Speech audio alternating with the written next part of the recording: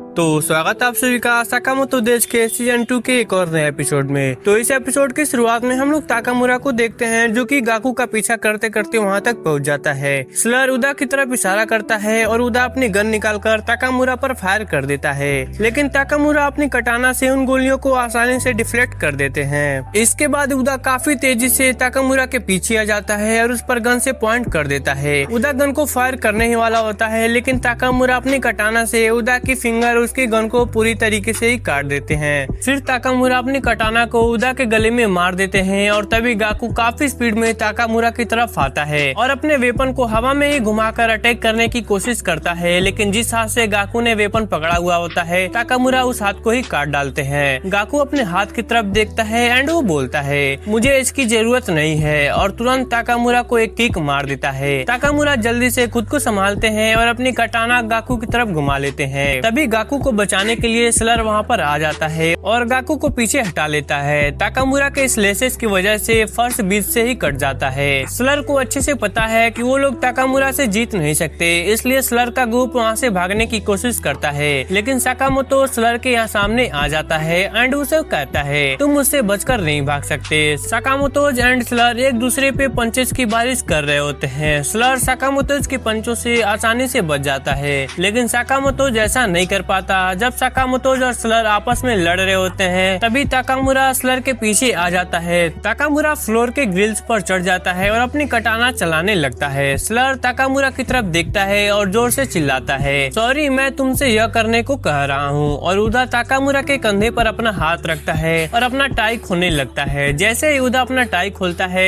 Building में एक बहुत बड़ा धमाका हो जाता है। उदा ने स्लर को बचाने के लिए खुद को सेक्रीफाइस कर दिया होता है। अब पूरी बिल्डिंग में धुआं धुआं हो चुका होता है। स्लर अपना चाकू नीचे गिराता है और उस चाकू की आवाज सुनकर शिन और साकामोतो की नजर स्लर पर पड़ती है। स्लर दूर से ताकामुरा को देख रहा होता है और अपने मन में कुछ बड़बड़ा रहा होता है। तभी गाकू स्लर के कंधे पे हाथ रखता है एंड वो बोलता है चलो हमें यहाँ से निकलना होगा। फिर वो दोनों ताकामुरा की नजरों के सामने से गायब हो जाते हैं। स्लर के इस टेररिस्ट अटैक में कुल 176 असैसिन मारे गए थे, 3 लोग घायल हुए थे एंड एक का कोई अता पता नहीं होता। स्लर को अपीयर हुए अभी कुछ 6 महीने ही हुए हैं, लेकिन इसने 6 महीने के अंदर में जापान असैसिन एसोसिएशन के 1/4 असैसिन को मार गिराया है। कुछ टाइम बीत चुका है। साकामोतो एक अस्पताल में भर्ती होता है। साकामोतो के अस्पताल में होने की वजह से आसपास के मरीज जो होते हैं वो काफी ज्यादा खुश लग रहे होते हैं। शिन साकामोतो से मिलने के लिए एक फल की टोकरी भी लाया होता है, लेकिन वो अपना फेस दिखाने में बहुत ज्यादा डर रहा होता है क्योंकि वो स्लर के सामने कुछ भी नहीं कर पाया था।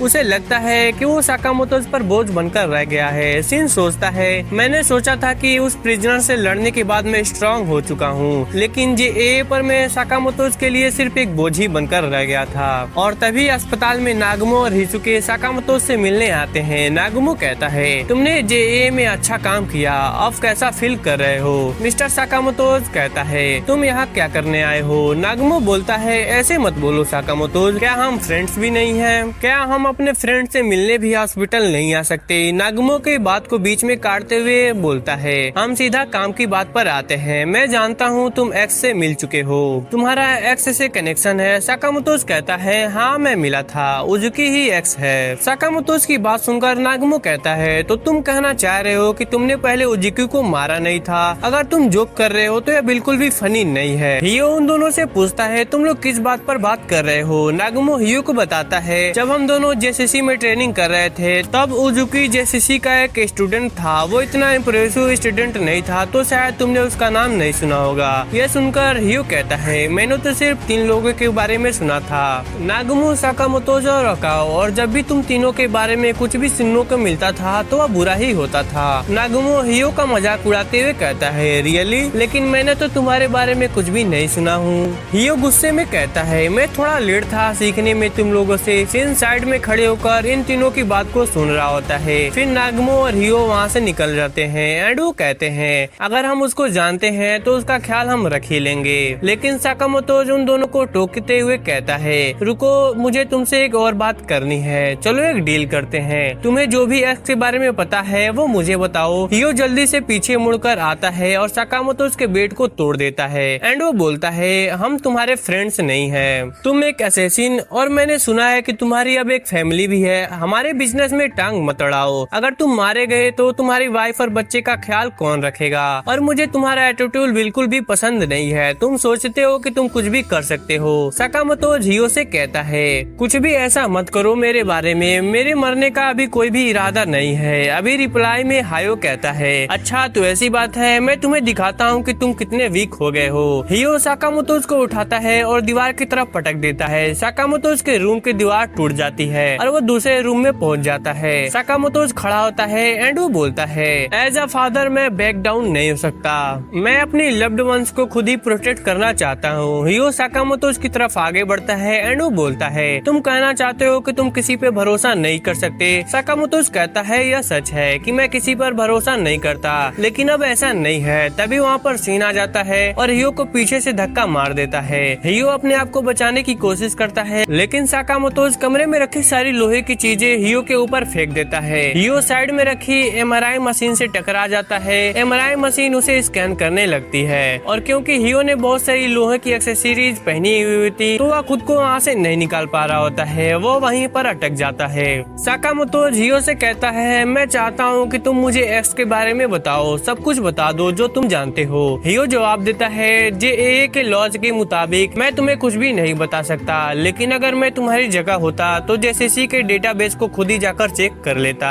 ये आइडिया सुनकर साकामोतो जल्दी से हायो को थैंक यू बोलकर वहाँ से चला जाता है। और तुम लोगों के इन्फॉर्मेशन के लिए बता दूं, जेसीसी एक स्कूल है जहाँ पर असैसिन को ट्रेन किया जाता है। इसी स्कूल में नागुमो, साकामोतो, अकाओ और उजुकी ने एक साथ ट्रेनिंग ली थी, तो इसलिए उस स्कूल के डेटाबेस में एक्स के बारे में कुछ न कुछ इन्फॉर्मेशन तो मिल ही जाएगी। इसके बाद साकामोतो और सिन हॉस्पिटल का रूफ पर चले जाते हैं। सिन कहता है, मुझे पता नहीं था कि आर्डर में भी सॉफ्ट हार्टेड लोग होते हैं। साकामोतो जवाब देता है, हियो हमेशा से ही काइंड रहा है। साकामोतो सिन के हाथ में रखी टोकरी की तरफ देखता है। सिन कहता है, हाँ ये मैं तुम्हारे लिए लाया था, लेकिन मुझे मौका ही नहीं मिला। मुझे बहुत ही शर्म आ रही है अपना चेहरा दिखाने में, क्योंकि मैं तुम्हारे लिए एक बोझ था। साकामोतो मन ही मन सोचता है, जब एक्स ने मेरी बेटी का जिक्र किया था तो सच में मैं अपना आपा खो दिया था, लेकिन तुमने मुझे होश में लाया था। तुम मुझे हमेशा ही बचा लाते हो और मेरी हेल्प करते हो। सिन साकामोतो की माइंड को रीड करता है एंड वो कहता है, तुमने यह बात मुझसे फेस टू फेस क्यों नहीं बोली? साकामोतो जवाब देता है, आखिरकार हमें स्लर के बारे में लीड मिल चुकी है। हमारा अगला स्टेप होगा जेसीसी, और दूसरी तरफ ओसारागी और शिशिबा जेएए में पहुंच चुके हैं। शिशिबा कहता है, इस अटैक में ब्यूरो के करीब 40 लोग मारे जा चुके हैं। इसके अलावा जेएए के स्टॉक्स भी गिरते जा रहे हैं। जो लोग हमसे असैसिन की रिक्वेस्ट करते थे वो भी लोग अब कैंसिल कर रहे हैं। ओसारागी बोलती है, तो फिर इस साल के बोनस का क्या होगा? शिशिबा जवाब देता है, शायद हमें इस साल बोनस नहीं मिलेगा। जेएए अपने मैनेजमेंट में कुछ चेंजेस करेगा, और क्योंकि हमने इतने सारे स्टाफ खो दिए हैं, हमें रिक्रूटमेंट भी करनी पड़ेगी। ओसारागी कहती है, अब टाइम आ गया है कि आर्डर के बाकी मेंबर्स को भी यहाँ पर बुलाया जाए। शिशिबा जवाब देता है, हाँ मैं भी यही सोच रहा था। वैसे कनागुरी क्या कर रहा होगा? वैसे भी वो मुझे बिल्कुल भी पसंद नहीं है। और मैं आपको बता दूं, कनागुरी एक मूवी डायरेक्टर है जो सभी असैसिन के इन्फॉर्मेशन को कलेक्ट करता है एंड वो उनको मूवीज बनाता है और फिर वो उन्हें बेच देता है।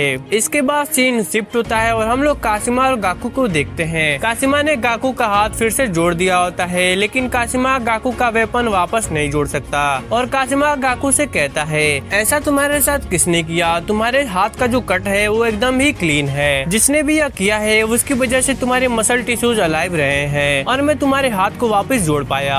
फिर स्लर गाकू से कहता है, तुम इतनी टेंशन मत लो, शायद तुम पहले इंसान हो जो कि ताकामुरा के सामने से जिंदा लौट कर आए हो। काशिमा स्लर से कहता है, तुम काफी थके हुए लग रहे हो। स्लर जवाब देता है, हाँ हमारा जेए को क्रश करने का प्लान फेल हो गया है। मैंने सोचा भी नहीं था कि वहाँ पर ताकामुरा आ जाएंगे। गाकू स्लर से पूछता है, आखिरकार ये ओल्ड मैन ताकामुरा कौन है? स्लर जवाब देता है, मैं भी नहीं जानता। असल में कोई भी नहीं जानता कि ताकामुरा आर्डर और जेए के साथ क्या रिश्ता है।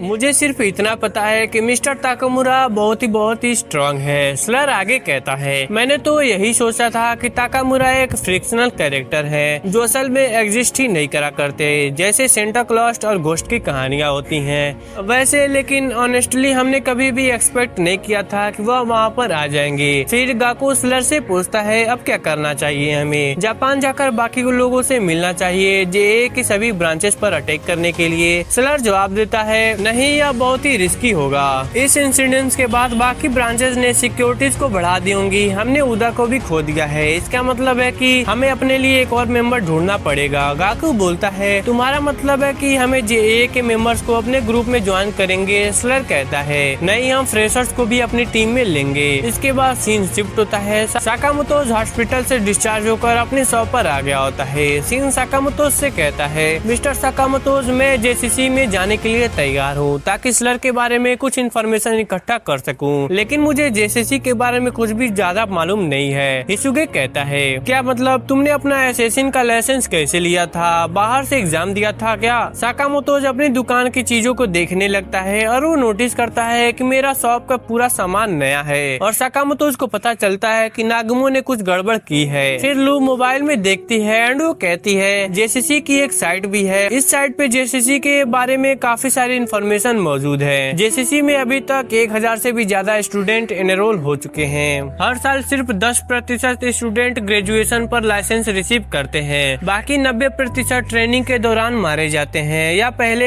क्विट कर देते हैं। इस स्कूल में असैसिन का प्रोग्राम 4 साल का होता है और टोटल 35 स्टाफ बच्चों को ट्रेन करने के लिए है। फिर लू साकामोतो से कहती है बॉस आप यहीं से ग्रेजुएट हुए थे ना, तो आप JCC से कांटेक्ट कर सकते हो। साकामोतो कहता है नहीं, यह इतना आसान नहीं है क्योंकि वहाँ की सिक्योरिटी बहुत ही ज्यादा टाइट है। तभी मिसेस साकामोतो जो वहाँ पर आ जाती हैं, उनके हाथ में एक एडवर्टाइजमेंट पेपर होता है। वो गुस्से में कहती हैं कहीं तुम हाना को भी किलर बनाने की तो नहीं सोच रहे हो। मिसेस साकामोतो के हाथ में जो एडवर्टाइजमेंट होता है वो JCC की तरफ से होता है। JCC इस टाइम पे नए स्टूडेंट को एनरोल कर रही है। यह देखकर सीन और साकामोतो एडमिशन एग्जाम देने के लिए JCC जाते हैं। दोनों एक एयरप्लेन में बैठ जाते हैं। उस एयरप्लेन में बैठे सभी एग्जामिनीज असैसिन बनना चाहते हैं और JCC में एडमिशन लेना चाहते हैं। सीन साकामोतो से कहता है क्या हम सच में ऐसा करने वाले हैं? आप तो पहले से ही ग्रेजुएट हो, लोग आपको पहचान लेंगे। साकामोतो कहता है नहीं, यही एक आसान तरीका है JCC से कांटेक्ट करने का। ये एग्जाम ट्रांसफर स्टूडेंट के लिए बहुत ही ज्यादा हार्ड होता है। कुछ लोग तो बार बार टेस्ट देकर ही एडमिशन ले पाते हैं और वैसे भी मुझे इस लुक में कोई भी पहचान नहीं पाएगा।